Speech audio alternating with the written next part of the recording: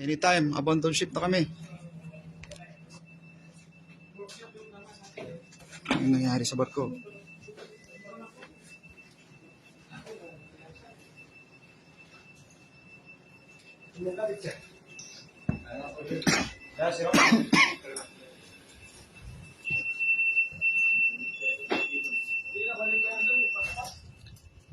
Naka-ready na kami, anytime, abandon ship.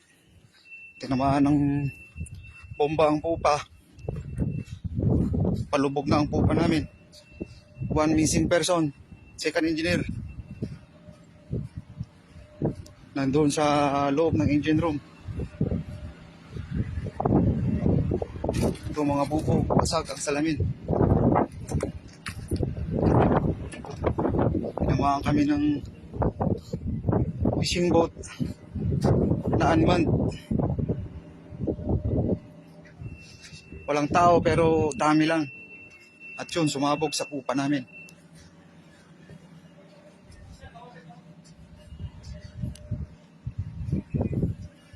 Sana safe kami lahat makauwi. Lord, help us.